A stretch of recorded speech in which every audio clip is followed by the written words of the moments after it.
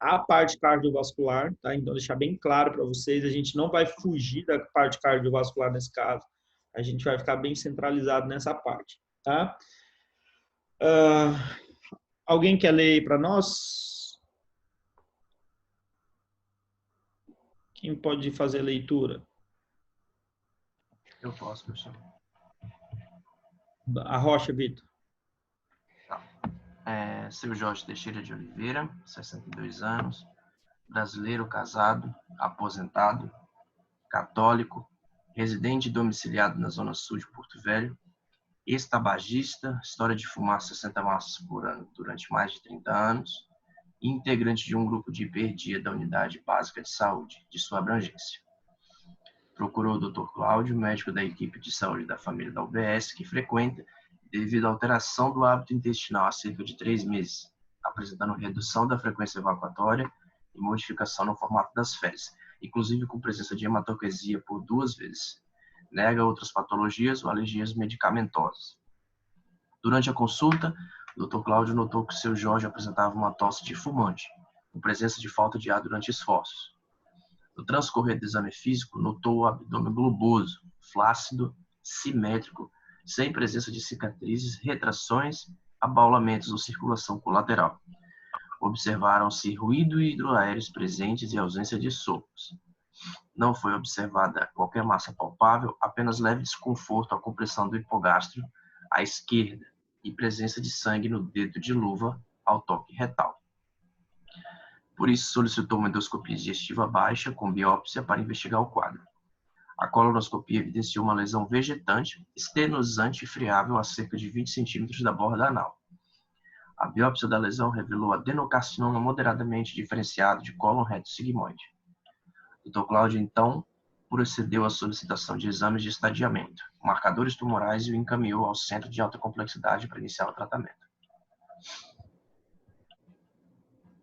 Peraí, desceu, volta lá um pouquinho. Aí, chegando ao UNACOM do Hospital de Base Dr. Ari Pinheiro, seu Jorge foi atendido pelo cirurgião oncológico especialista em aparelho digestivo, que explicou os achados dos exames e a conduta dali por diante. A tomografia contrastada de abdômen evidenciava lesão expansiva na transição reto-sigmoide a cerca de 20 centímetros da borda anal, comprometendo quase toda a luz do colo sigmoide, sem sinais de invasão dos planos gordurosos adjacentes, associada à presença de linfonodos perilesionais aumentados. Na TC de tórax não havia lesões suspeitas de doença metastática, observando-se apenas enfisema centrolobular moderado e alterações fibroatelectásicas difusas nos campos pulmonares, além de uma leve ateromatose aórtica. Foram então solicitados os demais exames laboratoriais e de imagem para avaliação pré-anestésica, etapa fundamental ao preparo do tratamento cirúrgico. Apesar de fazer uso regular das medicações antipertensivas prescritas pelo Dr. Cláudio, hidroclorotiazida, 25 mg, e losartana de 50, ambas um comprimido pela manhã. Na consulta com o médico anestesista, a pressão arterial do seu Jorge estava 170 por 90, e o eletrocardiograma apresentava frequência de 90 batimentos por minuto com ritmo cardíaco irregular. Quando questionado, seu Jorge também referiu cansaço e falta de ar ao subir um lance de escadas. Devido aos achados, foi encaminhado para avaliação cardiológica. Doutora Tânia, médica cardiologista experiente, avaliou o seu Jorge e otimizou a medicação, obtendo devido controle pressórico e normalização do ritmo cardíaco sinusal, classificando agora o paciente como ASA2 e o liberando do ponto de vista clínico para a realização da cirurgia. Após 2 semanas, seu Jorge foi submetido à colectomia esquerda e anastomose coloretal com procedimentos sem intercorrências. Entretanto, após o término da cirurgia e extubação, por descuido da equipe que deixou o paciente sozinho por alguns instantes, ainda sob efeito dos anestésicos, seu Jorge rolou da mesa cirúrgica e sofreu queda, caindo sobre o próprio braço. O ortopedista de plantão foi chamado e constatou que o paciente havia luxado o punho esquerdo. Realizou a redução e imobilização do punho com tala e orientou a analgesia. Júlio, o filho mais novo do paciente, ao saber do acidente ocorrido com seu pai na sala de cirurgia, ficou extremamente nervoso, perdeu a cabeça e acabou agredindo a Larissa, a enfermeira-chefe do centro cirúrgico, empurrando-a contra uma porta de vidro. Pode descer mais um pouquinho, professor? Larissa sofreu múltiplas escoriações e ferimentos provocados pelo vidro, algumas com presença de estilhaços de vidro, sendo prontamente socorrida pelos colegas e levada para dentro do centro cirúrgico para limpeza, desbridamento e sutura dos ferimentos. A segurança e depois a polícia foram acionadas para a proteção de Júlia, e o cirurgião preencheu o CAT para Larissa tomar as devidas providências em relação ao ocorrido. Ótimo. Então, vocês perceberam, gente, que aqui no caso, dá para a gente falar de uns 4, 5 grupos, né, farmacológicos. O caso é grande porque envolve muitas cadeiras do curso de vocês, muitas disciplinas, mas nós, como eu falei, sempre num caso a gente vai focar no máximo 2 grupos farmacológicos, porque senão fica muito extenso, a gente acaba não dando a profundidade que a gente precisa no conteúdo. Então, fica muito conteúdo, a gente acaba se perdendo. Então, só vou recapitular aqui, o Vitor fez a leitura aí geral, né? Vocês já tiveram a noção, mas aí eu vou mostrar para vocês alguns pontos básicos e aí a gente vai se ater a eles. Exemplo, a primeira parte aqui, né, a gente já vê a parte de descrição do nosso paciente e a gente já percebe que ele tem uma patologia de base, né? Ele faz parte do grupo, né, integrante do hiperdia. Todo mundo acha que acredita que conhece hiperdia, vocês já estudaram saúde pública ou saúde coletiva, algo nesse sentido, né, um programa do governo federal que está relacionado ao controle de pacientes hipertensos. Então, ele faz parte, né, então ele já tem uma comorbidade de base, certo? Já no segundo parágrafo, né, relata-se aí uma situação de investigação no paciente de um carcinoma. Nós não vamos falar de oncologia nesse momento, então a gente não vai entrar em medicamentos de tratamento de câncer nesse momento, tá? Nenhum grupo, né? Nem radiofármaco, nenhum tipo de qualquer outra classe relacionada a tratamento de câncer, tá? Aí aqui, né, no terceiro parágrafo, já relatando, né, a parte de investigação em relação ao carcinoma.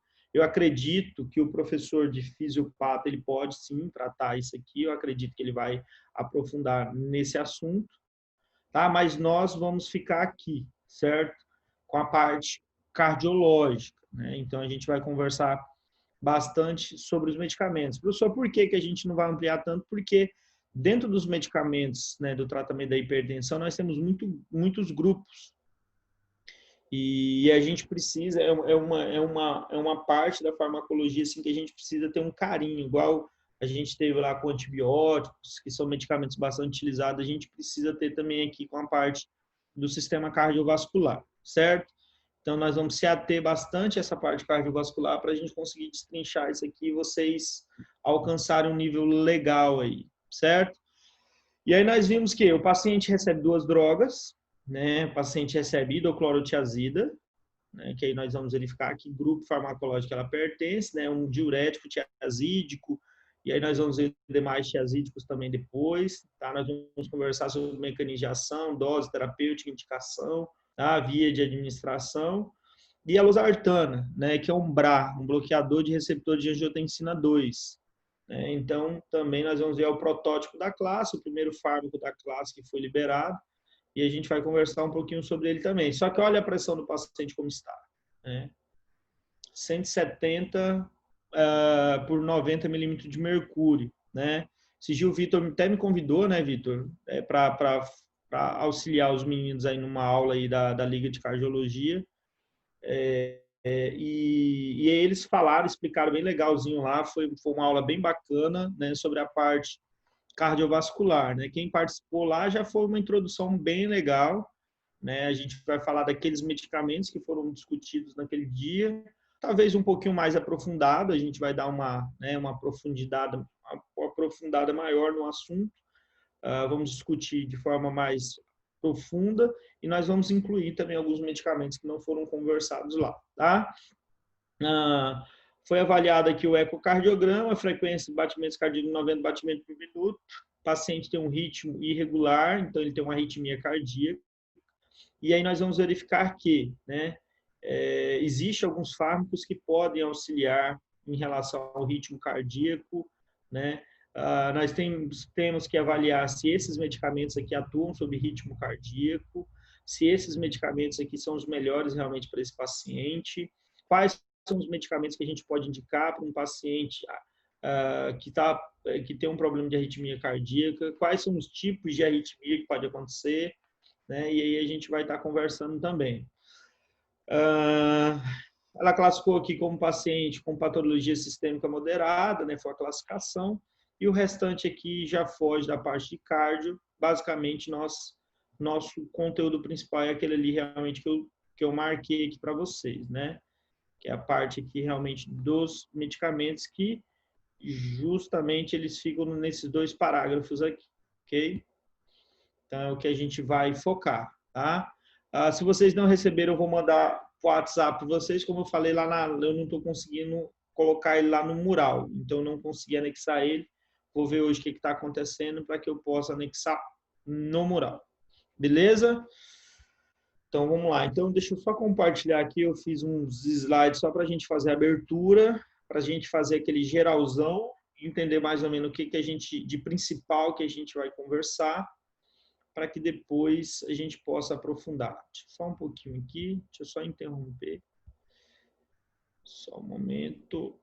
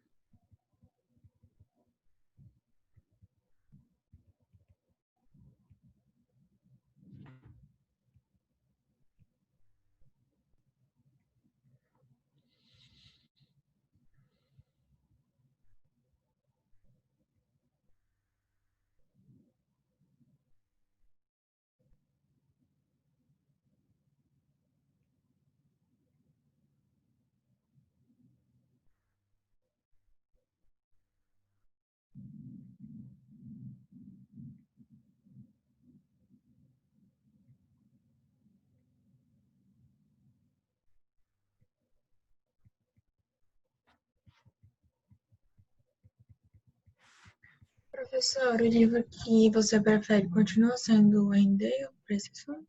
Ou... O Goodman, ele traz de forma mais rica esse assunto, tá? Tá bom. A gente vai, só que a gente vai continuar focando os dois, né? O Goodman e o Hangdale. Eles são normalmente o livro de base que a gente vai usar aí o curso inteiro.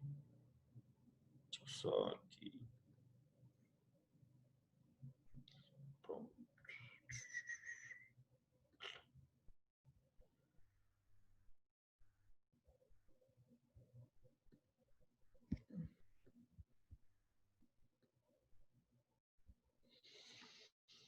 Beleza, eu acho que agora a gente já conseguiu compartilhar. Tá, então eu fiz só alguns slides para a gente fazer a introdução. Nosso objetivo aqui hoje é a gente já conversar um pouquinho sobre os medicamentos. A gente já tem uma noção de 80% daquilo que a gente vai ver. E eu coloquei aqui tópicos, mais ou menos de 80% das classes que nós vamos vislumbrar. Essas classes que eu estou colocando aqui no slide de hoje, certeza que nós vamos falar sobre elas, certeza que nós vamos cobrar elas de vocês, e aí eu vou estar introduzindo uma ou outra classe que também seja importante. Essas são as principais, são aquelas mais prescritas, aquelas que estão nos protocolos em relação a hiperdia, urgência, emergência, de qualquer tipo de complicação cardiovascular, hipertensão, são os medicamentos normalmente de primeira escolha, os medicamentos mais utilizados. E aí nós vamos estar introduzindo aqueles outros fármacos que são menor proporção utilizados e que são utilizados para situações mais específicas. A gente vai estar depois direcionando aí nas nossas próximas aulas, que a gente vai ter tempo hábil para discutir, tá? Nós vamos continuar trabalhando, acho que da forma que a gente encerrou, né, o semestre passado. A gente pode utilizar artigos sim, pode fazer discussão sim, mas a gente vai trabalhar de forma mais expositiva, que eu acho que foi o que rendeu mais.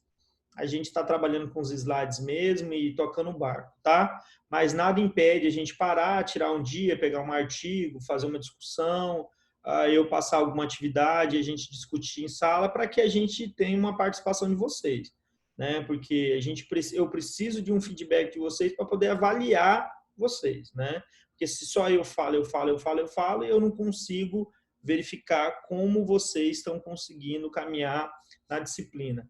Outra coisa que eu quero colocar também, gente, que houve algumas dúvidas em relação à prova.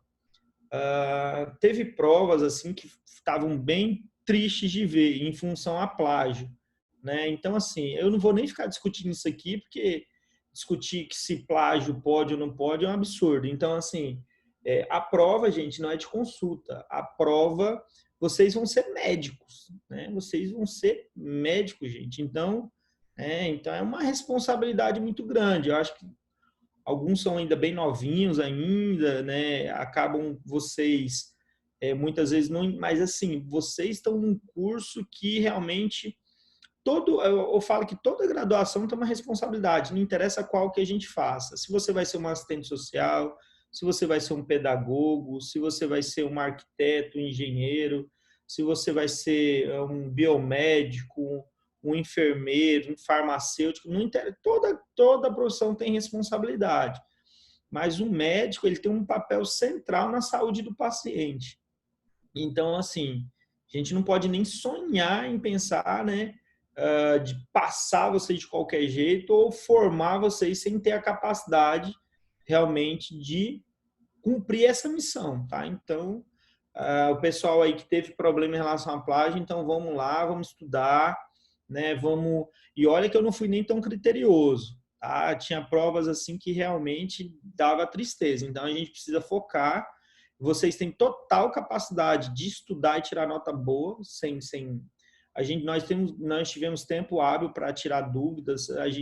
Eu forneci todo o material para vocês. A gente teve as aulas todas expositivas e não caiu nada na prova que não fosse referente ao que a gente estudou. Beleza? Não teve nem surpresa. Comigo não tem surpresa, não tem pegadinha, não tem invenção. Eu não cobro nada mais daquilo que a gente consegue trabalhar, né? Então, só para a gente deixar isso assim bem claro, não é para prejudicar, e sim para dar valor àquilo que vocês estão investindo na vida de vocês, gente. Vocês estão fazendo um investimento caríssimo. Ah, professor, o meu é bolsa, eu sou ProUni. Não interessa. A sociedade está pagando e te dando oportunidade para você estar fazendo um curso tão importante que é um curso de medicina. Então, a gente precisa ter essa consciência, tá? Só para a gente deixar aí bem claro, tá? O nosso posicionamento, tá bom? Então, já compartilhei aqui, a gente só vai colocar qualquer dúvida, vocês vão perguntando, certo? E aí eu vou aqui auxiliando vocês, certo? Então, no nosso caso, assim como vocês viram, o nosso foco vai ser o sistema cardiovascular, né? Nós vamos falar bastante sobre hipertensão arterial sistêmica. A hipertensão, ela é multifatorial, então não sei se o professor Roberto ele vai aprofundar bem agora esse assunto, ou se ele vai aprofundar em outro momento, mas a parte de sistema cardiovascular, eu vou até estar conversando com ele hoje para ver realmente quais são os pontos que ele vai abordar com vocês. A parte do sistema cardiovascular, né? Quando a gente chega lá um paciente no OBS ou num pronto atendimento e a gente verifica ali uma hipertensão, ela pode ser por alguns fatores, uma resistência vascular periférica, uma arritmia cardíaca, pode ser em relação a algum problema secundário que gerou essa cardiopatia, exemplo, uma doença de Chagas, né? Então, o paciente pode ter algum outro problema que gerou esse paciente a ser um paciente hipertenso, né? Pode ser um paciente ansioso, o paciente tem uma ansiedade e esse paciente com ansiedade libera uma grande quantidade de catecolaminas, noradrenalina e gera-se uma taquicardia e, consequentemente, gera uma hipertensão. Então, existem diversos fatores que podem fazer com que a pressão do paciente ela aumenta. E por ser multifatorial, né, gerando ou problemas vasculares, ou o paciente pode ter um problema renal, e esse problema renal gerar essa hipertensão. Então, por ser multifatorial, a gente também tem multimedicamentos que podem ser utilizados. A gente pode ter medicamentos que agem diretamente na luz vascular, a gente pode ter medicamentos que agem na luz vascular por se ligar em receptores, né, que estão relacionados aos canais de cálcio dependente de voltagem. A gente pode ter medicamentos que agem na luz vascular por agir sobre receptores adrenérgico alfa, né, que nós temos na luz vascular. Nós podemos ter medicamentos que se ligam inibindo a enzima conversora de angiotensina. Nós podemos ter medicamentos que agem sobre receptores AT1, né, que são receptores de angiotensina 2.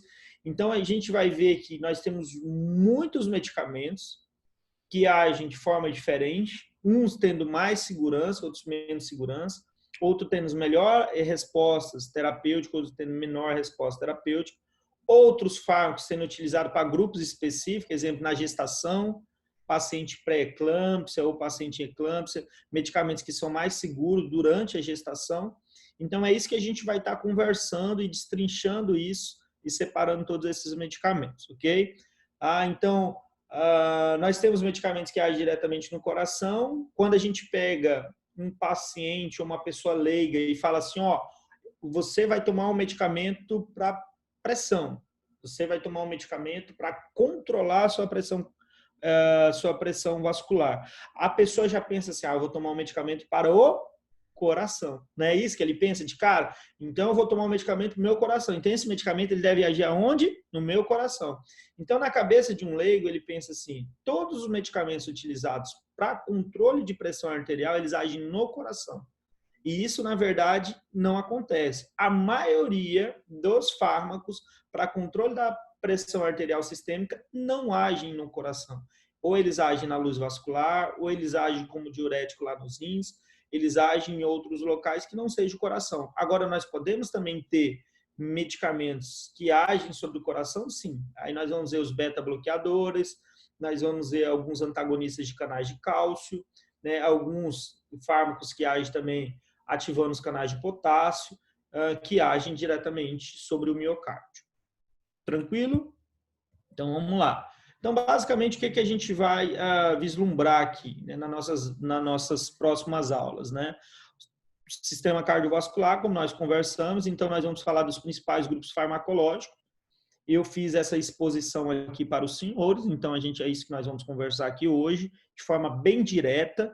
Então, esses slides que nós temos aqui hoje, eles já são norte, como eu falei para vocês. 70% a 80% de todas as classes que nós vamos estudar, nesse caso, já está aqui nesses slides. Então, ele já é um resumex, ele já é um tópico de estudo, ele já é um roteiro de estudo para a gente saber quais grupos a gente precisa estudar e como a gente precisa estudar, tá? Obviamente, se a gente vai ver esses grupos, a gente precisa ver mecanismo de ação. Mecanismo de ação dessas drogas é o nosso foco na farmacologia básica aqui que nós estamos estudando. Então, nosso objetivo principal na base farmacológica é dar esse conhecimento de mecanismo de ação de droga, onde ela se liga, o que ela proporciona, como ela age, né, por que ela proporciona aquele efeito farmacoterapêutico no organismo do paciente.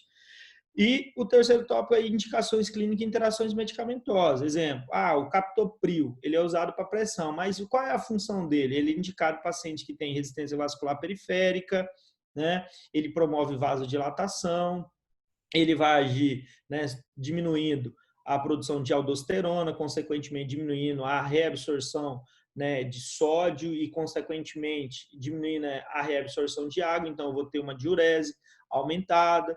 Então, assim, cada medicamento, cada antihipertensivo, a gente vê onde ele age, por que ele age, o que ele promove.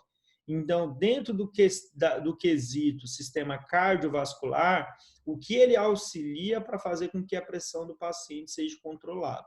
Tá? Então, é basicamente isso que a gente vai estar vislumbrando. Então, principais grupos farmacológicos, mecanismo de ação, as indicações clínicas e as interações medicamentosas. Uma coisa que eu quero que vocês anotem, assim, que a gente precisa ter um carinho muito grande, quando nós falamos de sistema cardiovascular, como nós falamos de pacientes hipertensos, muitas vezes a gente lida com pacientes normalmente acima de 45, 50 anos. Pacientes ainda jovens, né? Porque hoje uma pessoa com 40, 45 anos é considerado jovem ainda, né? Na década de 40, 30, a gente considerava uma pessoa com 45 anos já um idoso, né? Hoje não, hoje a gente tem uma expectativa de vida bem alta, então uma pessoa com 40, 45 anos ainda é jovem. Então, a gente pode ter assim, um jovem ainda hipertenso, ou a gente realmente pode ter um idoso, um paciente de 60, 65, 70 anos, que é o mais comum.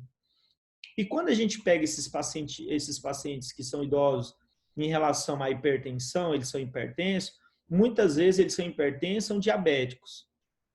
Muitas vezes eles são hipertensos, diabéticos, e eles têm uma dislipidemia. E aí eles são hipertensos, diabetes, dislipidemia, e aí às vezes tem uma gastrite. Então, às vezes o paciente polimedicada. Às vezes o paciente é diabético, hipertenso, tem hiperplasia prostática, está tomando um medicamento. O paciente tem um glaucoma. Então, o paciente, ele às vezes tem outras comorbidades que também são tratadas farmacologicamente. E aí a gente precisa tomar bastante cuidado em relação às interações medicamentosas, tá? A gente tem que tomar bastante cuidado dessas interações, porque, deixa eu só verificar aqui, ó, em relação a essas interações, porque as interações, elas podem fazer com que os medicamentos percam eficácia ou aumente o grau de toxicidade, né, no paciente. Então, a gente precisa tomar bastante cuidado com esse idoso, né, em relação aos fármacos que ele toma e as suas interações, certo? E aí a gente vai estar conversando também de alguns medicamentos que, ao invés de melhorar o quadro clínico do paciente, pode agravar o quadro clínico do paciente, tá? Nós vamos verificar, né, dentro do primeiro grupo aí, fármacos que atuam sobre o sistema renina, angiotensina, aldosterona. Os dois principais são essas crianças aqui que eu coloquei para vocês, os IECAs, que são os inibidores da enzima conversora de angiotensina, e os BRAs, que são os bloqueadores dos receptores de angiotensina, no caso de angiotensina 2. Então, são os dois grupos de medicamentos que nós vamos conversar em relação aos fármacos que agem sobre o sistema renina, angiotensina, aldosterona.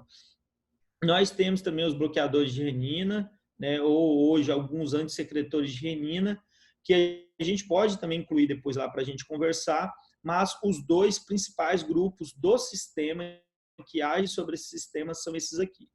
Primeiros vieram os IECAs, né? Nós temos como protótipo um fármaco muito conhecido, que é o captopril, certo?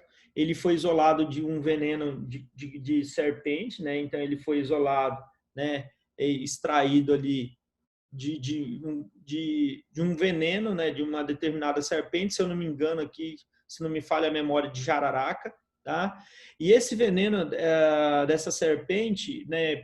Conseguiu se isolar ali um componente que causava, né, todos esses efeitos, né, que hoje nós conhecemos no caso, o captopril, né, que é o protótipo da classe, foi o primeiro medicamento identificado, tá entendendo?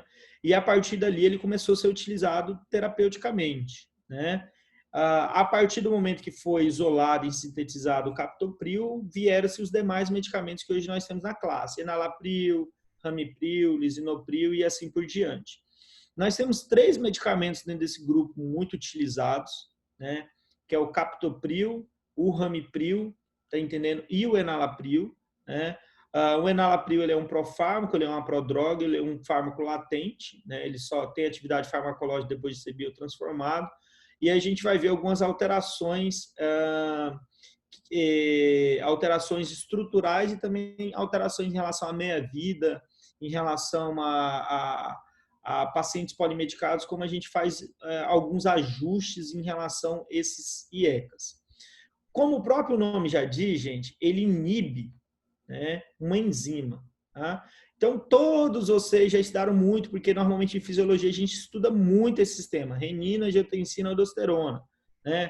Secreção de renina, transformação de angiotensinogênio em angiotensina 1, transformação de angiotensina 1 em angiotensina 2, e angiotensina 2 promovendo seu efeito, ligando aos seus receptores AT1, angiotensina 2 ligando aos seus receptores relacionados à liberação e produção de aldosterona, e, consequentemente, a gente fechando todo esse ciclo, no caso fisiológico, né, que é um ciclo muito conhecido, que ele está totalmente relacionado aí com o controle pressório. Tá?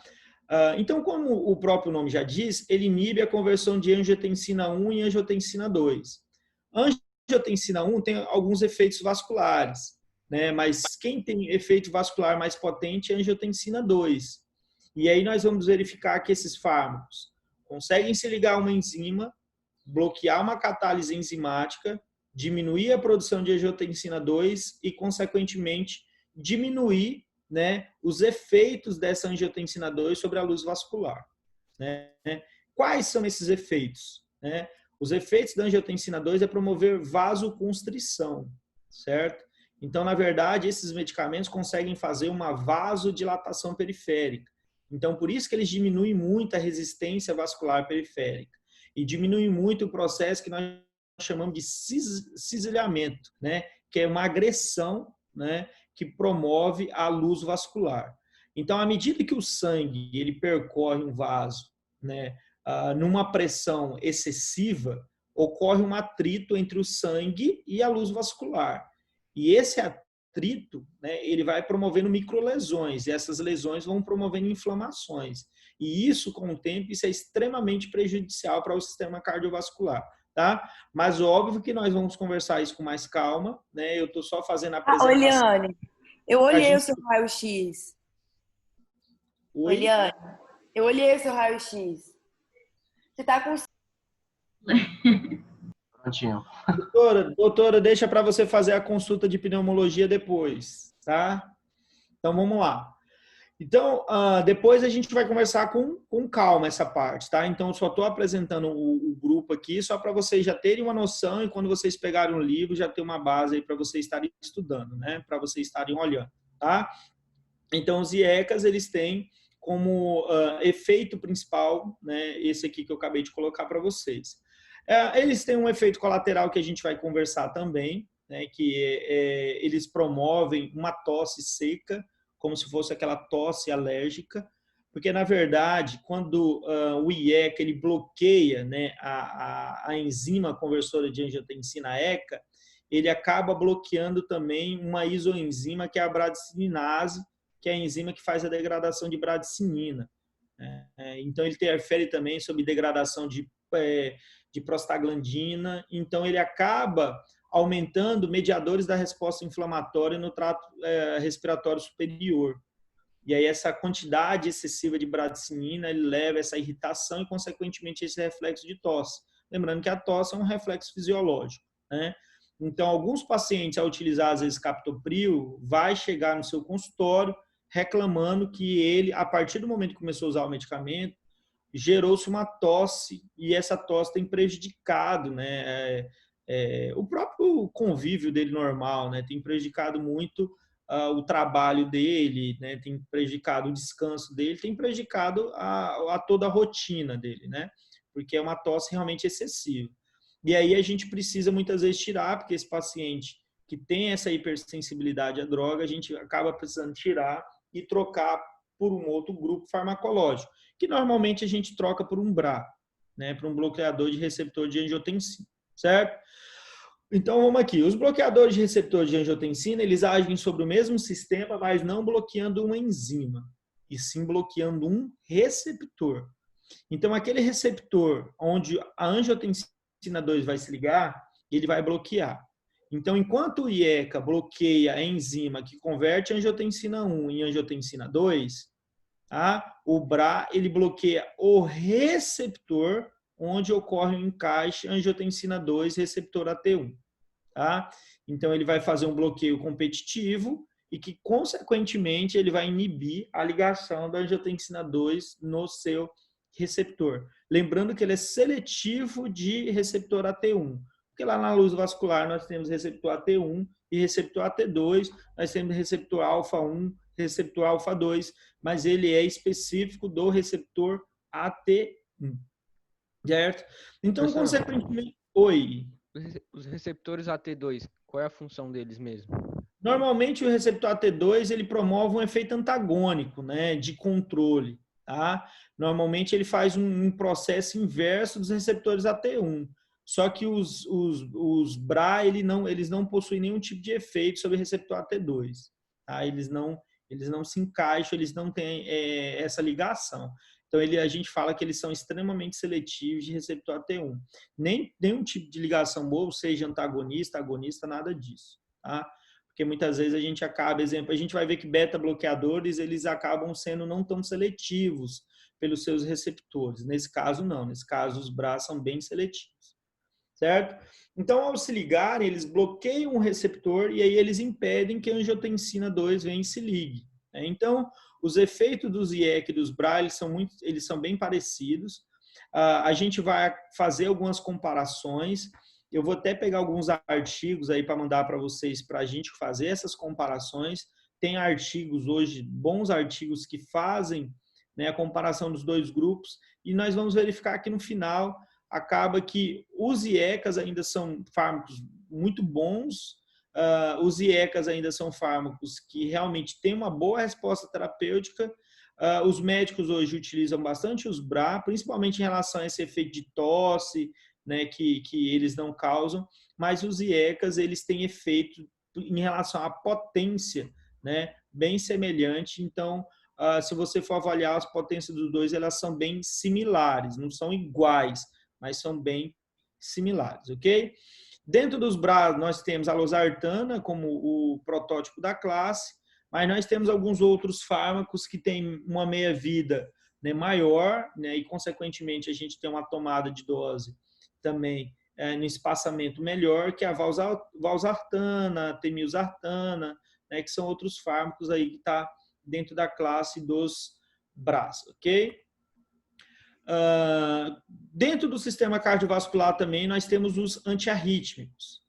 Vocês vão perceber que nós classificamos esses medicamentos de várias formas, né? Nós temos classificações, subclassificações, então a gente tem que tomar bastante cuidado para a gente não se perder, né? Eles podem ser classificados separadamente ou eles podem ser classificados assim em grandes grupos. Exemplo, quando eu falo aqui fármacos que atuam sobre o sistema renina, angiotensina, aldosterona, em algumas literaturas eles vão estar assim, ó, fármacos promotores de vasodilatação, né?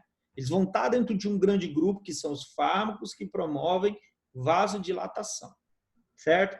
Aí eles podem separar fármacos que promovem vasodilatação direta e indireta. Então, eles gostam de, às vezes, algumas literaturas gostam de fazer essas subclassificações, que está relacionada ao efeito que o fármaco promove sobre o organismo, né? Então, eles gostam de fazer, muitas vezes, essas classificações. É a mesma situação dos antiarrítmicos, que normalmente eles são estudados separadamente, porém, algumas literaturas classificam eles dessa forma, como eu coloquei aqui. Antiarrítmico de classe 1, classe 2, 3 e 4. Nós vamos estudar eles de forma separada, mas eu quero que vocês saibam que esses grupos também são classificados dessa forma. Mas quando a gente for estudar eles, a gente vai estudar eles separadamente, certo? Como o próprio nome diz, os antiarrítmicos, eles são fármacos que vão estar controlando o ritmo cardíaco, certo? Então, eles são fármacos que atuam sobre ritmo, eles mexem, né, sobre o ritmo cardíaco. E aí nós temos os fármacos da classe 1, que aí nós temos os fármacos que atuam sobre os canais de sódio dependente de voltagem, e aí nós temos a lidocaína como um fármaco referente dessa classe.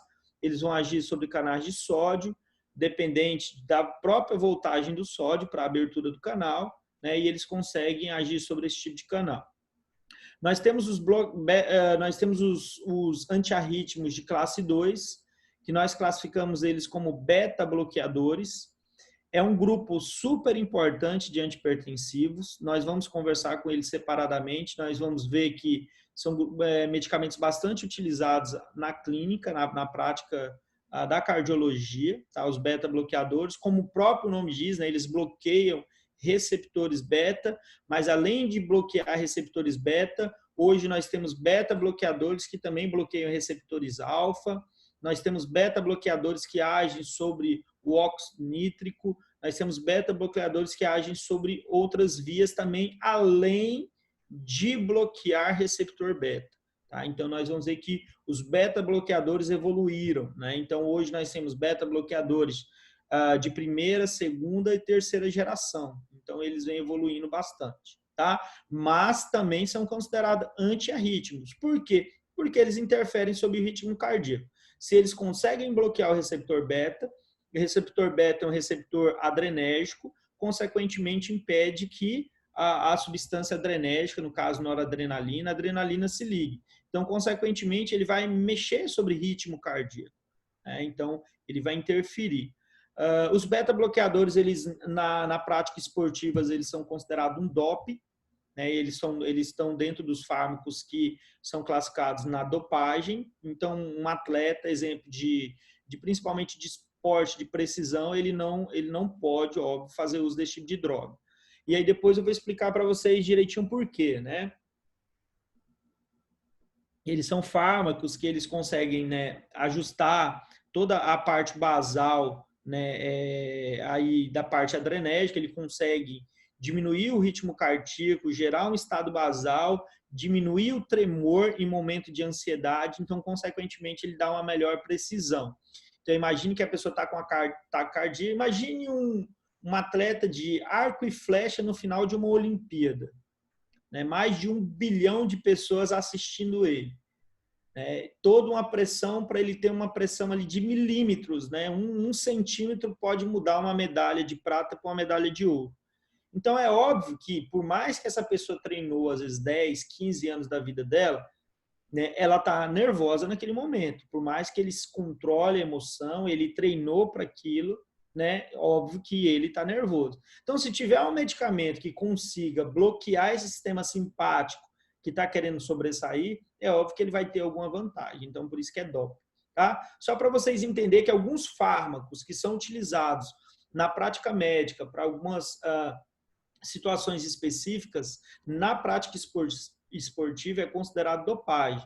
O Viagra é um medicamento que na prática esportiva é também considerado uma dopagem. E depois, em outro momento também, eu posso explicar para vocês. Então, a gente precisa ter esses conceitos aí, tá? Os antiarrítmicos, eles também têm a classe 3. Dentro da classe 3, nós temos os fármacos que agem sobre os canais de potássio, né, que mexem sobre os canais de potássio, e aí nós vamos conversar sobre eles também. A amiodarona é um fármaco importante dessa classe, nós vamos ver que tem alguns outros também, que são bastante importantes. E o de classe 4, né, o classe 4 está relacionado aos canais de cálcio, né? Os canais de cálcio. Aí nós vamos ver os tipos diferentes também de canais de cálcio tipo L, tipo T, os canais de cálcio que estão mais presentes na luz vascular, os canais de cálcio que estão mais presentes no miocárdio. E aí nós vamos ver que nós temos alguns fármacos que agem mais sobre a vasodilatação periférica e outros que agem mais sobre a parte cardíaca. E aí nós vamos diferenciar, exemplo, agidopiridinas, né, como nifedipino, nomodipino, anodipino, eles agem mais sobre a parte vascular. E aí nós vamos ver que o verapamil, o diltiazem, agem mais pela parte do miocárdio, né? Age mais diretamente no coração, tá? E tudo sobre canais de cálcio. E aí nós vamos conversar também bastante sobre esses queridos fármacos, ok? E aqui eu separei para vocês os beta-block, né, que eu coloquei lá atrás para vocês, apesar de eles serem classificados como os antiarrítmicos de classe 2, eles são fármacos que muito importantes e a gente vai ver eles assim de forma isoladazinha, separada, né? Como eu falei para vocês, o próprio nome já diz, eles são classificados como beta-bloqueadores, né? E por ser beta-bloqueadores, a gente já pensa, óbvio, nos receptores beta. Os receptores beta fazem parte do sistema simpático. Então, nós temos lá receptor beta-1, que está mais presente no miocárdio, receptor beta-2, que está mais presente no tecido alveolar, nos pulmões, e o receptor beta-3, que está mais presente em relação ao tecido adiposo e alguns outros tecidos, né? Então, nós temos aí uma variação em relação aos receptores adrenérgicos beta, essa distribuição. Lembrando que, além dos beta, nós temos também os receptores alfa, alfa-1, alfa-2, que nós vamos verificar que existem alguns medicamentos que também atuam sobre receptores alfa, como a clonidina, metildopa, né, que agem também em receptores alfa, tá? Mas dentro dos receptores beta, nós temos os beta-bloqueadores de primeira geração, né, que foram os primeiros a serem sintetizados. Eu vou deixar aqui o principal hoje da classe aí que a gente tem, que é o propanolol, né? Ele é um beta-bloqueador não seletivo, ele tem uma seletividade tanto sobre o receptor beta-1, beta-2, né? Então, da mesma forma que ele se liga lá no miocárdio, né, no receptor beta-1, bloqueando a ação da noradrenalina, adrenalina, sobre, né, o tecido cardíaco e, consequentemente, diminuindo o ritmo cardíaco, né, ajustando o ritmo cardíaco, ele também se liga no receptor beta-2, que está lá nos alvéolos pulmonares, e ele promove uma broncoconstrição, né? Então, ele age sobre as duas situações. Então, a gente precisa ter uma reflexão que, se eu tenho um paciente DPO-cítico, né, exemplo, um paciente tem um enfisema pulmonar, e esse paciente já é dependente, muitas vezes, de fármacos, por exemplo, de agonistas adrenérgicos ou de anticolinérgicos, para promover uma broncodilatação. Se esse paciente já tem esses problemas, eu não posso indicar para esse paciente um beta-bloqueador de primeira geração. Certo? Por quê? Porque vai gerar uma broncoconstrição, consequentemente vai agravar o quadro da DPOC do meu paciente. Lembrando que a DPOC, né, é uma lesão, né, uma agressão diferente da asma, né? Você já tem uma lesão naquele tecido, normalmente você tem necrose, você já tem fibrose naquele tecido, então você perde a funcionalidade daquele alvéolo. Então, consequentemente, aquele paciente muitas vezes vai usar medicamento para o resto da vida, né, para poder fazer a troca gasosa eficiente e não ter nenhum tipo de complicação em relação à oxigenação. Já na asma é uma inflamação, né, crônica, que eu consigo muitas vezes controlar com anti-inflamatórios, corticosteroides, assim por diante. Tá? Segunda geração. A segunda geração dos beta-blocks, eles vieram mais seletivos para receptor beta-1. Então, nós temos o metoprolol, nós temos o atenolol, que eles são fármacos que têm uma maior seletividade já para o receptor beta-1. Só que a própria literatura ela traz assim que essa seletividade também é bem relativa. Ao momento que eu aumento a concentração desses beta-bloqueadores de segunda geração, o que acontece? Eu começo a perder essa seletividade. Então, à medida do momento que eu vou aumentando a dose, exemplo, eu começo lá com propanolol, com atenolol de uma dose X, e eu começo a aumentar, exemplo, 50 miligramas, e eu começo a aumentar a dose para 100 miligramas, eu começo a perder essa seletividade. Então, aquela maior seletividade pelo beta-1 já começa a perder e ele começa já a se ligar em maior proporção também a receptor beta-2, tá? Mas eles ainda são considerados mais seletivos, ok? Mais cardioseletivos, ok? E nós temos a terceira geração, que aí já são fármacos que agem tanto em receptor beta como em receptor alfa, ou fármacos também que agem sobre o óxido nítrico, promovendo vasodilatação periférica, tá? E também fármacos que agem sobre receptores alfa, que aí eu vou estar explicando para vocês. Nebivolol, nós temos também o carvedilol, e aí nós vamos estar conversando sobre esses medicamentos aí no decorrer das nossas aulas, colocando exemplos e falando sobre a indicação clínica deles. E aqui outra classe importante, que eu com certeza vocês já ouviram bastante falar sobre ela, que são os queridos diuréticos, ok? Os diuréticos. Até aqui alguma pergunta, pessoal? Professora, eu tenho. Pode falar. Eu só tinha falado antes sobre a questão da divisão. Aí falou sobre ECA, os ECAs, os BRAS, os antiarrítmicos. Cada um deles é uma classe diferente, eles estão dentro dos grupos do sistema renal. Eles dentro dos antipertensivos, isso. Assim, quando a gente pega um grande grupo, a gente pega assim como fármacos utilizados no controle da pressão arterial sistêmica, né? Ou fármacos, ou você pode enquadrar também dentro de fármacos utilizados no sistema cardiovascular, certo? E aí depois você vai fazendo subclassificações, né? Exemplo lá, quando a gente pega assim, inibidores da enzima conversora de angiotensina, é uma classe, certo? Mas eu posso colocar ele dentro de um outro grupo, exemplo. O que os inibidores da enzima conversora de angiotensina fazem? Eles promovem vasodilatação. Então, algumas literaturas pegam assim, fármacos que agem como vasodilatadores e coloca eles ali dentro desse grupo, você está entendendo? Então, o fármaco vai ajustando. Mas assim, qual que é importante você saber? Essa classe mais geral mesmo, assim, os IECAs, os BRAS, beta-bloqueadores, antagonistas dos canais de cálcio, ativadores do canais de potássio, tá entendendo? Os fármacos que agem sobre os canais de sódio movidos por voltagem. Então, assim, são essas classificações diretas. Esse negócio de se ele é vasodilatador, se ele age sobre ritmo cardíaco, isso são classificações muito genéricas. Então, na verdade, a gente vai trabalhar sobre esses conceitos gerais, porque isso é muito relativo de literatura para literatura, é muito relativo também dentro de artigo. O que eu preciso que vocês entendam é qual o grupo primário que ele pertence e o efeito que ele promove, que é isso que interessa realmente para o médico. É saber que o IECA, ele age sobre a enzima tal e ele promove isso, é indicado quando o paciente estiver com tal quadro clínico. Então, essa que é o interesse maior para vocês.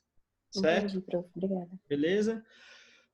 Então, os diuréticos também são grupos de fármacos também bastante utilizados quando a gente fala em controle, né, pressórico. Eles estão inseridos até na urgência, né? Quando a gente tem urgência em relação à parte de cardiologia, os diuréticos eles entram na urgência, então eles realmente têm uma função muito importante. E aí nós vamos ver aqui esses 5 principais grupos, né, para a gente também dar uma pincelada aí para vocês já terem como um norte, né, para vocês já estarem estudando aí, né, nos próximos dias, ok? Então, dentro dos diuréticos, nós temos lá os diuréticos osmóticos, né, como o próprio nome já diz, né, através de osmose, né, através desse equilíbrio osmótico, eles conseguem promover uma diurese. Nós temos lá o manitol, que ele promove isso, né, eles agem eles podem agir tanto próximo à cápsula de Bowman, como eles podem agir também próximo à alça de Henle, né, eles têm locais de ação um pouco distintos, né, promovendo esse efeito osmótico, tá? Eles podem ser utilizados para algumas outras funções também, mas principalmente na diurese, né, eles agem no néfron dessa forma, tá? Nós temos os inibidores da anidrase carbônica. Dentro dos inibidores da anidrase carbônica, nós temos a acetazolamida como o principal protótipo aí, né? Também, como o próprio nome já diz, ele inibe a anidrase carbônica, que é uma enzima que está relacionada, né? Nós sabemos que faz parte, uma enzima do sistema tampão, né? E ela consegue, através da sua reação, também interferir na troca de sódio e água também na luz, principalmente ali mais na alça ascendente, né? Na parte ascendente ali da alça de Henle, tá? Não são fármacos, tanto os osmóticos como os inibidores da anidrase carbônica, muito utilizados. Os inibidores da anidrase carbônica acabam sendo utilizados muito quando a gente quer interferir sobre o pH, porque eles causam uma acidose, né? Então, quando você tem uma alcalose, então você acaba conseguindo fazer um controle através desse fármaco, mas para promover diurese, na prática clínica a gente quase não vê a utilização desse grupo farmacológico. Os 3 últimos aí sim, esses medicamentos são bastante utilizados na prática médica, são medicamentos que são muito prescritos, ok? Tanto os diuréticos de alça, poupadores de potássio e os tiazídicos. Começando pelos diuréticos de alça. Os diuréticos de alça são hoje, na prática médica, os diuréticos que a gente vê uma maior potência, que a gente consegue uma maior diurese, né? E isso é um dado importante, e é um dado que quando você quer uma resposta mais efetiva, você sabe que você tem esse grupo farmacológico, porém, ele não é muito utilizado em ambulatório. Então, normalmente o médico não prescreve um diurético de alça para o paciente que vai ir para casa e vai fazer um tratamento aí a longo prazo ou a médio prazo. Então, normalmente os diuréticos de alça são usados mais em situações de urgência ou situações de edema, né? Exemplo, a furosemida. A furosemida é um diurético de alça, bastante conhecido, tá entendendo? Mas aí você pode pensar assim, professor, mas se é um fármaco que tem uma boa resposta, se é um fármaco que tem uma maior potência, né, por que não utiliza muito? Justamente por isso, pela uma potência muitas vezes exacerbada. A furosemida, quando ela atua, né, principalmente na alça ascendente ali, né, no ramo ascendente da alça de Henle, ela acaba promovendo não só uma excreção de água e sódio, né? Ela acaba promovendo uma excreção de água, sódio, potássio, cálcio, magnésio, cloro. Então, você acaba tendo uma depleção de vários eletrólitos, né? E você perde muito potássio. E aí, às vezes, alguns pacientes, principalmente paciente idoso, depois ele acaba queixando-se que ele começa a ter câimbras, ele começa a ter problema em relação a essa depleção de potássio, né? Ou ele começa a ter, como ele já tem um problema de equilíbrio mineral, ele começa a ter um problema eletrolítico maior ainda. Então, fazer esse controle de forma ambulatorial não é tão simples. Então, o médico acaba optando por um fármaco mais seguro, um fármaco que não promova uma depleção de eletrólito tão grande assim. Então, por isso que hoje tiazídicos eles acabam sendo mais utilizados na parte ambulatorial do que diuréticos de alça. Agora, na urgência, não. O paciente chegou lá, 220 milímetros de mercúrio por 160, 220 por 140. Normalmente, furosemida, né, de forma parenteral, captopril sublingual, normalmente é a conduta ali que é bastante utilizada na urgência, né? Você utiliza um diurético potente, de forma parenteral, de ação rápida, né? Um vasodilatador ali sublingual também, que vai ter uma absorção rápida, não vai passar por mecanismo de primeira passagem, e é o que normalmente você acaba utilizando na maioria aí das condutas de emergência cardiológica, ok? Por quê? Porque o fármaco ele tem uma potência. Nesse momento você quer essa potência, você está acompanhando o paciente de perto e você consegue controlar esses efeitos. Tá? Então, nesse momento você acaba utilizando ele. Oi? E o paciente ele urina tanto, né, que normalmente ele nem quer usar o medicamento.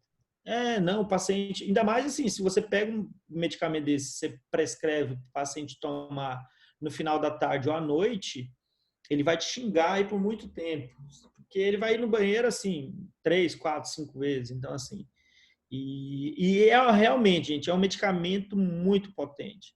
Assim, a diferença dele para um tiazídico é gritante. Então assim, o paciente toma o medicamento quando é 15, se assim, eu estou falando oral, não estou falando nem parenteral não. Medicamento oral, o paciente toma o medicamento, 20 minutos ele já está indo no banheiro. Depois, mais 30 minutinhos, ele está indo no banheiro de novo. Então, a depressão de sódio que ele faz é muito rápido. Então, o efeito dele é realmente muito potente. Tá? E se o paciente está lá na urgência e faz parenteral, ele tem um efeito em questão de 5, 10 minutos, o paciente já sente o efeito da medicação. Então, por isso que ele realmente... Outra situação é edema. Né? Paciente com ICC, insuficiência cardíaca congestiva, paciente que faz edema pulmonar e tudo mais, ele acaba utilizando diurético de alça. Para edema, ele é importante, tanto para humano como na veterinária também. Para animais também se usa a furosemida também em alguns, principalmente em caninos, acaba utilizando em caninos cardiopatas também, acaba utilizando diurético de alça. Tá? Depois nós temos aí o quarto grupo, os diuréticos poupadores de potássio. Então, o próprio nome também já fala, né? Ele poupa potássio. Tá? Então, dentro dos poupadores de potássio, nós temos dois grupos, os antagonistas dos receptores de aldosterona e nós temos também os que agem no cotransporte só de potássio. Os antagonistas do receptor de aldosterona, nós temos a espironolactona. Né? Então, ela age antagonizando a aldosterona, né? Ela consegue promover uma depressão de sódio e, consequentemente, de água, né? Mas ela faz uma retenção de potássio. Então, muitas vezes, se o médico precisa prescrever de forma ambulatorial um diurético de alça, ele acaba combinando a furosemida com a espironolactona, né, para a espironolactona auxiliar na retenção desse potássio, não ter uma perca tão grande de potássio. Tá? Então, ele acaba promovendo isso. Tá? O outro fármaco importante aí do poupador de potássio já é a amilorida. Só que a amilorida não antagoniza, né, a aldosterona, e sim age nesse cotransporte só de potássio. Tá? Então, nós temos tanto a amilorida como a espironolactona, são dois fármacos importantes que nós classificamos como diuréticos poupadores de potássio. Ok? E, por último, os tiazídicos. Né? Os tiazídicos, né, são hoje fármacos bastante utilizados. Eles são diuréticos seguros. Eles são diuréticos que eles têm uma potência maior do que os poupadores de potássio e uma potência menor do que os diuréticos de alça. Então, eles são diuréticos de potência intermediária. Só que eles estão extremamente seguros. E eles têm uma segurança também terapêutica em relação à dose.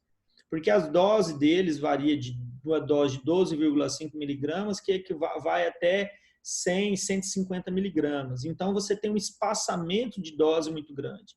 Que você pode começar com doses baixas, que na verdade você deve começar com doses baixas, né? E você gradativamente você vai aumentando essas doses, né? E você vai ajustando de acordo, óbvio, com a resposta farmacoterapêutica que o seu paciente vai tendo. Então, exemplo, a hidroclorotiazida. Você pode introduzir ela com 12,5 miligramas e avaliar o paciente. e depois, se necessário, aumenta para 25 e avalia. Depois você pode aumentar para 50, avaliar. Vai depender do paciente, né? Vai depender do nível pressórico desse paciente. Você pode espaçar as doses, fazer 2 doses diárias de 50 miligramas.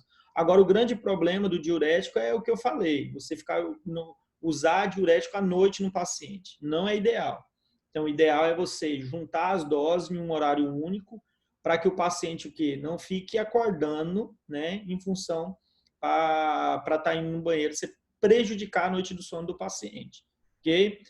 Então, esses são os principais. Dentro da classe do tiazida, nós temos a hidroclorotiazida e a clortalidona, né, que são os dois mais usados. A hidroclorotiazida é campeã, ainda ela é a mais prescrita, apesar que a clortalidona é mais segura e mais efetiva. Então, vem aumentando o nível de prescrição da clortalidona, né, e diminuindo a hidroclorotiazida, que ela era o diurético mais prescrito, ok? Dentro dos principais grupos, né, de antipertensivos são esses aqui, pessoal. Então, que nós vamos estar estudando, conversando classe a classe, medicamento, efeito de cada um, interações, é isso basicamente que a gente vai estar conversando ainda, acredito, 2 aulas, eu acredito a gente vai ter 2 ou 3 aulas sobre todos esses medicamentos, porque aí a gente vai falar de mecanismo de ação, parte molecular, né, algumas coisas em relação, apesar que dose, como eu falei para vocês, eu não cobro muito em relação à dose de vocês, mas a gente vai estar falando algumas coisas de alguns protocolos, algumas coisas em relação à dose aí, tá?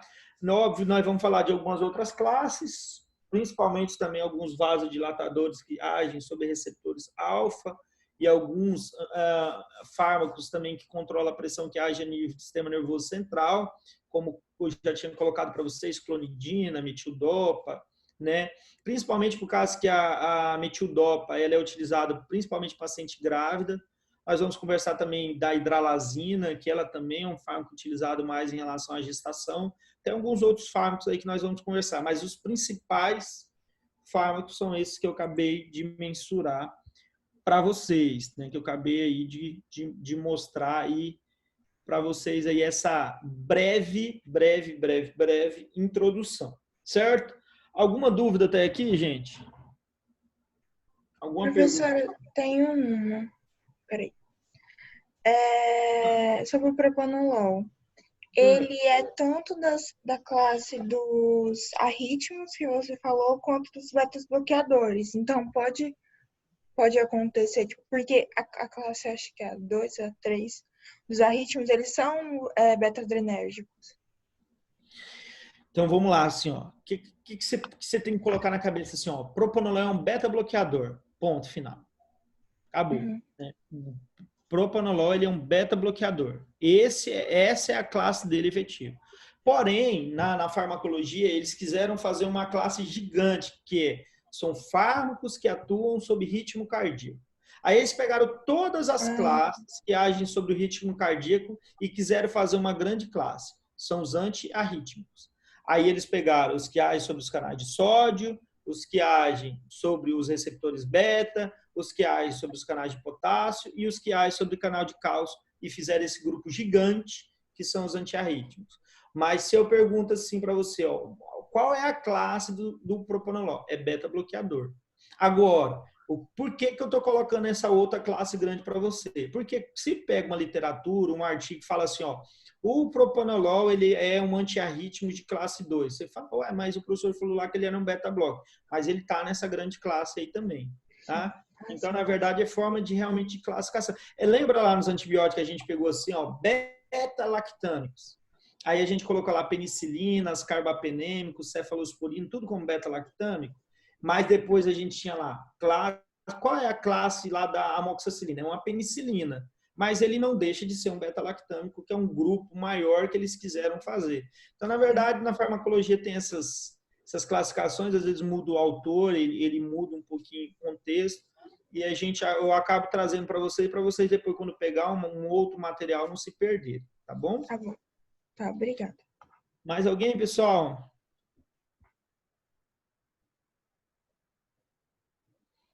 Mais alguma pergunta? O pessoal está tudo cansado, ainda está todo mundo de férias. Prof, Tá todo mundo de férias ainda. Tranquilo, Fala, professor. Tainara. o senhor poderia explicar de novo, por favor, a causa lá no IECA sobre o reflexo da tosse? Ah, sim. Nós temos enzimas, Tainara, no nosso organismo, que elas são enzimas estruturalmente, molecularmente muito parecidas. Quando a gente pega, né, a gente coloca, porque lembrando que uma enzima é uma proteína, né? E ela sempre vai estar naquele estado quaternário que a gente estudou lá em bioquímica. Então, quando eu pego ela em 3D e eu avalio duas, elas são muito semelhantes, principalmente o sítio ativo das enzimas, onde elas catalisam reação. E quando eu tenho essas enzimas semelhantes, eu falo que são isoenzimas, são enzimas, né, similares. Vou dar algum exemplo aqui para você. Quando a gente fala, aqui na própria cardiologia, a gente fala assim das creatinina fosfoquinase, que é as CPKs, que eu acho que vocês já ouviram falar. Acho que vocês, quem é da Liga de Cardiologia, ali, CKMB, que a gente dosa para avaliar infarto agudo de miocárdio. As creatinina fosfoquinase são isoenzimas. Porque eu tenho várias CPKs. Eu tenho a CPK MB, eu tenho a CPK BB, eu tenho a CPK MM. Só quando eu vou avaliar infarto agudo de miocárdio, eu avalio a MB, que é a que está mais presente no miocárdio. Mas elas são enzimas semelhantes. Eu chamo elas de isoenzimas.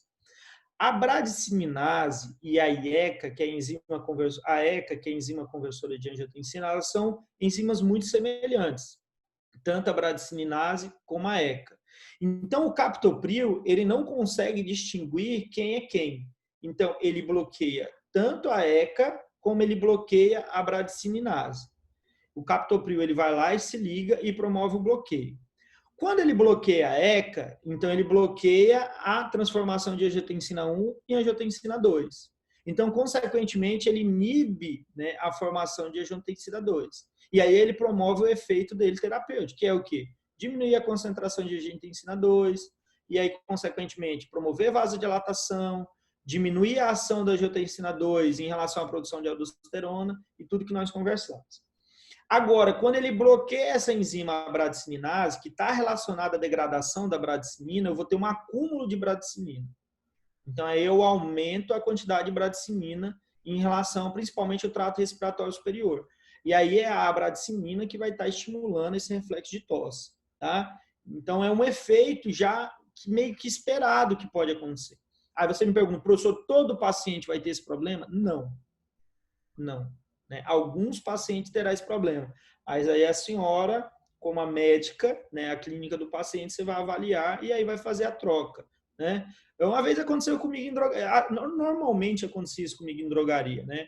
Quando eu trabalhei em drogaria, 2000 anos antes de Cristo, estou brincando, pessoal. Quando eu trabalhei em drogaria, acho que eu trabalhei em drogaria de 2012 a 2015. E eu pegava alguns pacientes dessa forma. Eu lembro um paciente chegou lá, e é engraçado, ele chegava na drogaria e ele tinha procurado 2 vezes um vendedor e não tinha me procurado. E aí o vendedor, sabe o que fez? Passou xarope para ele tomar. Entendendo? Passou xarope.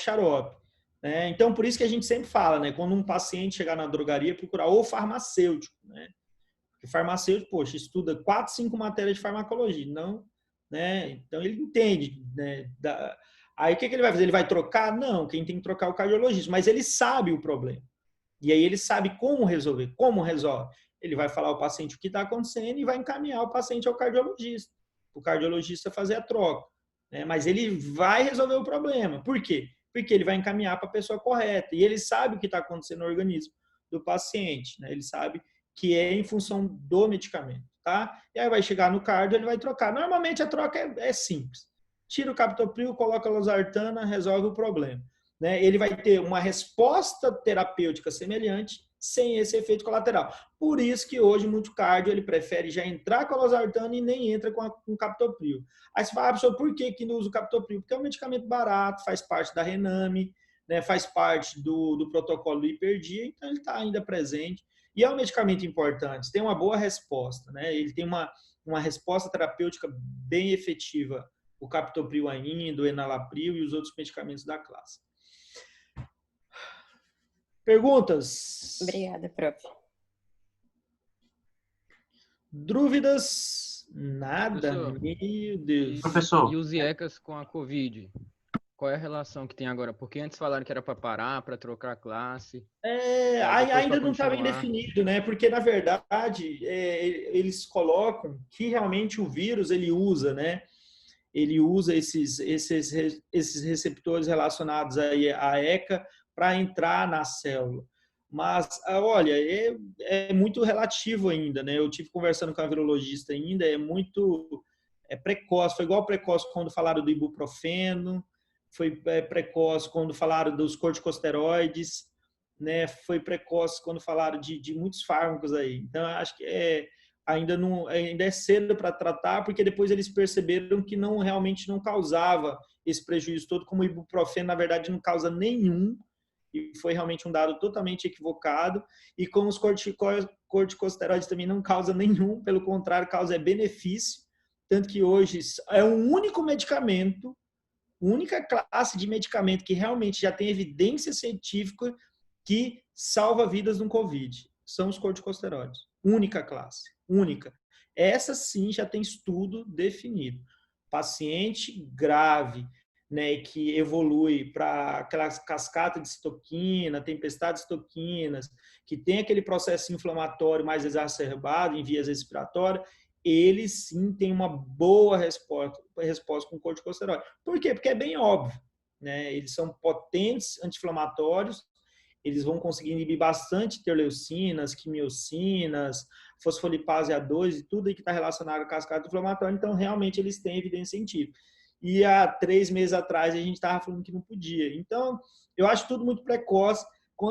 Eu brinco assim, quando alguém me chama para dar uma palestra ou para falar sobre os medicamentos da Covid, é porque ele não gosta de mim. Ele me odeia e ele quer que eu fale besteira. Porque você fica num fogo cruzado. Assim, acho que eu dei umas 20 palestras ou 20 entrevistas sobre esses medicamentos e, assim, é algo muito complicado de falar, né? Eu acho que foi o Vitor, não lembro se o Vitor estava, mas alguém que faz parte lá do projeto lá que vocês têm aí, o projeto Proteja a Sua Vida. No dia que eu fui gravar, e eu tive uma reunião porque eu sou presidente do Conselho de Farmácia, eu tive reunião com o Dr. Robson, presidente do CREMERO, Conselho de Medicina.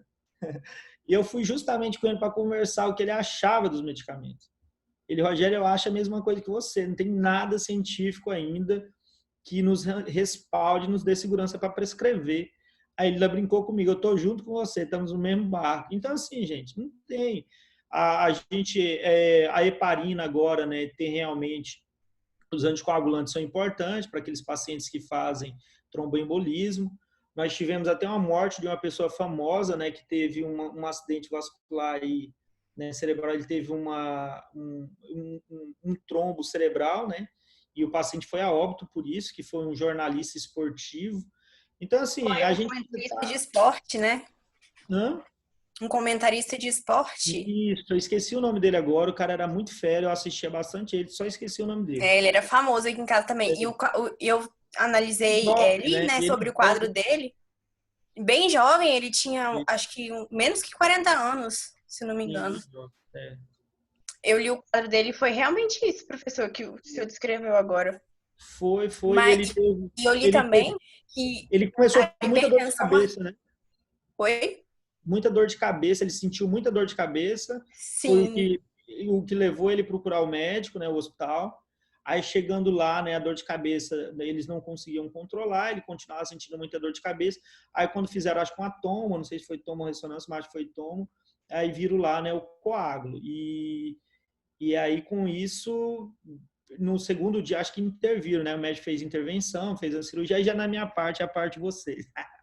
A parte médica fez a intervenção cirúrgica, mas infelizmente ele não evoluiu bem, né? Então, assim, gente, é uma doença complicada ainda. Agora foi conseguido fazer todo o mapeamento dela, né? A parte genômica, né? A parte realmente de entender quais variações, mutações esses vírus têm. Então, só aqui na Amazônia, 20 mutações diferentes, 20 variações. Então, tem muito a se estudar, a gente tem que entender que tem muito ainda a se estudar sobre esse vírus, tem que é muito complicado. Assim, a gente fica tão perdido, porque você pega paciente, o cara não sente nada. Aí, exemplo, meu irmão esse dia tava, Rogério, faz um teste meu irmão mais velho. Falou, Rogério, faz um teste meu. Eu falei, faço. Vamos fazer um teste rápido. Aí fiz dele GG positivo. Já pegou, curou, não sentiu nada. Tá entendendo? Ele tá trabalhando, não parou, né? Ele é autônomo, ele tem uma empresa de construção, agora ele terminou a engenharia, ele tem que trabalhar. Então ele tá em obra direto, construção. Tá entendendo? Então, e pegou, não sentiu nada. Aí a colega de vocês, né, da turma B, a Patrícia, vocês viram a situação da Patrícia. Conversei bastante com ela antes de ontem, a gente conversou muito, né, tava conversando com ela, muito feliz por ela, gosto muito dela, é uma pessoa muito legal. E assim, eu tava muito triste com aquela evolução do quadril. Vocês verem, jovem também a Patrícia, né? A Patrícia é jovem ainda e passar por tudo que ela passou. Então é uma doença muito complicada, gente. Eu falo para vocês porque desde o primeiro dia do Covid eu tô trabalhando dentro de hospital, lá no SEM com isso. E assim, os médicos ficam o cabelo em pé. Esse dia eu tava conversando com o ortopedista, porque eu brinco com os médicos lá no SEM o seguinte, dermatologista virou especialista em Covid, ortopedista, todos os médicos trabalham com Covid. Então, assim, aí ele brinca, né? Aí ele fala, o doutor João, não sei se vocês conhecem ele, que é ortopedista, ele trabalha com trauma, parte principalmente de mão. Ele, olha, imagina eu, Rogério, acostumado a fazer cirurgia de mão, e agora estou aqui no Covid. E ele me fez 1000 perguntas, né? Porque eles sabem que eu sou professor, e eles começam a perguntar muita coisa. E a gente conversando lá sobre os resultados de exame, que deixa a gente doido, né? Esse negócio de teste rápido e depois um dá positivo, outro negativo. Então tem muita coisa ainda a gente estudar, evoluir. Agora o que a gente precisa é isso, é continuar estudando muito, estar a par de todas as notícias corretas que saem para a gente poder estar fazendo o melhor pelos nossos pacientes, né? Eu acho que é isso que a gente tem que fazer. Pronto. Certo? Entrei nesse assunto porque eu sei que é um assunto que para vocês assim acaba sendo um assunto importante, porque quando eu fazia farmácia, quando eu fazia minha faculdade, a minha família já pensava que eu era farmacêutico antes de terminar. E eu sei que a família de vocês pensa que vocês são médicos também antes de terminar e pergunta um monte de coisa para vocês. E além de tudo, a minha família pensava que eu era farmacêutico e médico, né? Porque eles começam a perguntar coisa da minha profissão e da profissão dos, da profissão dos outros também. Acho que eu sou médico, farmacêutico, fisioterapeuta, nutricionista e pergunta tudo para você, né? Gente, hoje era essa introdução que eu queria fazer, porque eu sei que essa introdução norteia bastante vocês, eu sei que ajuda, porque assim vocês já têm um foco agora, né? Vocês já sabem mais ou menos o que estudar e já começam a entender. Então, na próxima aula, o que a gente vai fazer? A mesma coisa. Então, nós vamos estudar o mesmo assunto, só que é óbvio que aí passo a passo, bonitinho, eu vou abrir numa classe, aí a gente vai ver mecanismo de ação bem detalhado, parte molecular, vou colocar o nome dos principais medicamentos, falar um pouquinho sobre concentrações, interações. A gente vai conversar muito sobre paciente polimedicado, idoso, que vocês têm que tomar muito cuidado com paciente idoso, hipertenso, diabético, interação entre os medicamentos, e aí a gente vai estar tocando o barco, tá? Por hoje é só, daqui 20 minutos eu tenho uma colação de grau na finca, então eu vou sair agora aqui correndo, só colocar uma roupa para ir para uma colação de grau. Hoje é colação de grau do curso de farmácia. E aí eu sou o coordenador do curso, tem que estar lá com o pessoal. Gente, é um prazer grande mesmo, tá? Não é da boca para fora não, tá aqui com vocês, ver vocês bem aí, ver que todo mundo tá de volta, com saúde, tá? Que Deus abençoe a vida de vocês. Vinícius, mais tarde nós estamos juntos, tá, Vinícius? Lá no base. O Vinícius